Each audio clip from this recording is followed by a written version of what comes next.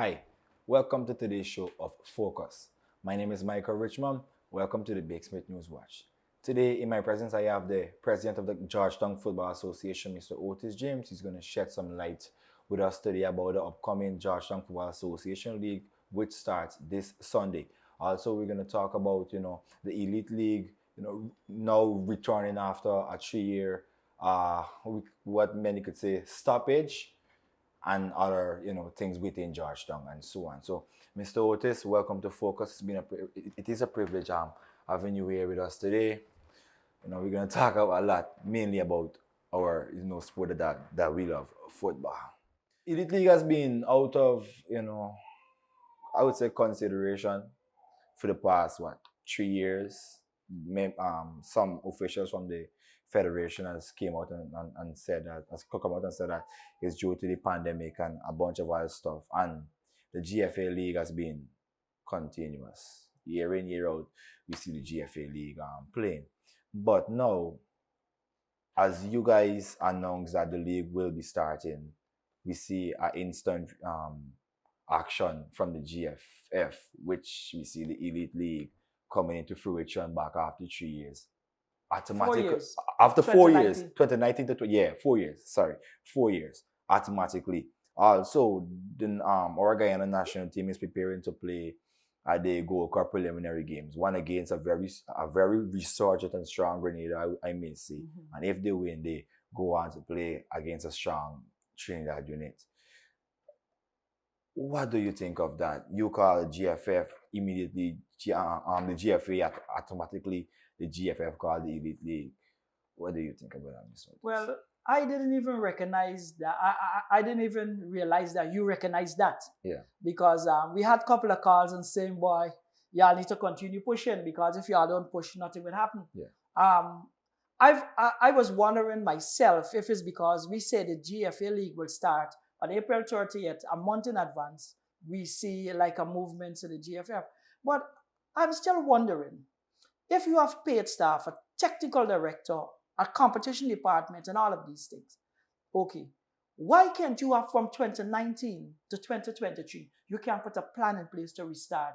yeah. You call the team start meeting on Saturday to tell them when they started. You could believe that? When you said the Elite League is rubbish. Yeah. I would describe it as rubbish. Reason why? The only team that I can say qualified to be an Elite League is Western Tigers. Yeah. They are the winners of the GFA tournament. Notwithstanding the rest of the association champions. For me, put me in that position as the technical director or the person who directed the entire program, I would have called it a national league. This is what I would have done. Yeah. I would have bring the 8 elite teams and bring all the top teams from the region and tell them you're playing to qualify for the Elite League. Because from 2019 to 2023, we can't tell you standard because we taught 2 years lost of football and going back to your league. The only team that win the league, it was Western Tigers. Yeah. All the rest of association teams lost. So we will have to go back to a playoff to get. When you describe the word elite, elite means the best. The best, yeah. So we cannot say that this is the elite league when we only have one team has a standard or proven record to be elite is Western Tigers. Yeah. All the rest of teams in the elite league who fall second, third, some didn't even play. For instance, Fruta Conquerors, they didn't even make it to the top 8 in the Georgian League. They waited till down the line like number 9 or number 10 down in the league, but they are touted to start to be part of the elite league. Look at it. Santos Football Club get knocked out in the round of 8. So let us overall look at it. Guyana Defense Force, GFC, knocked out Guyana Defense Force in the semifinals. So let us all have a really look at this word elite. And I think the GFF should really, really, really look back at this entire program that they're trying to impose on the association by using the clubs. First thing, GFA lost their revenue pull-out. The top 5 clubs in the Elite League, all 5 of them is from the GFA. So that takes the revenue away from the GFA. The crowd that we used to having, the finances that we used to earn. Nevertheless, The GFA continue to strive and try their best to continue to producing. But it's all said and done. Look at the GFA League last year where we had the elite teams play. And you tell me, I don't want to say it, you tell me who are the real elites. Yeah. Right? Yeah. Who was the two teams in the finals? Who was the teams in the semifinals? So we need to have a really look at what they call an elite, Yeah. or we should just call it the elite league. Great. So, how do you plan to improve the level of competition in local football leagues and tournaments in and around Georgetown? For we to have that force, what is lacking in us is facilities. Yeah. At Georgetown, we terribly lacking facilities. GFC is not the best venue. Guyana Police Force Ground is a very good venue, but it has so many things going on at the venue. Mm-hmm. Guyana Defense Force Ground doing some repairs. Yeah. We don't have the use of Fruta Concourse Ground because that's under repair. Campton Ground is not good. So relatively, we have no home for calling the GFA football, and that's the biggest problem that we're encountering right now. Sometimes you might see the league spread all the way on the east bank of the artificial turf, or sometimes if it's raining, we might gotta end up playing till over the river at Lenora just to facilitate the sport. But for you to improve a sport, the best way to do it is by continuous play. Yeah. The logistics just fit itself in. Yeah. But when you don't play the sport on the pitch, I used to play the sport in the office, right? It's create a bundle of problem for the players on the pitch, right? Typical example. If Capital FC or Dynamic FC, forget Slingers, which are already engaged in what they're doing, say, well, hey, we're going to put 30 players on our roster, and this is what we're going to do. We're going to create a professional environment. What is there for them to play? Yeah. Right? Yeah. What is there for me to invest my money in so that I can see, well, I could get some return. I might win a competition and I might get a $5 million. So it'll let me to offset the expenses that I fund with players. Yeah. Right? My entire take on it is to create an environment where we could create a league that don't run by the GFF. Yeah.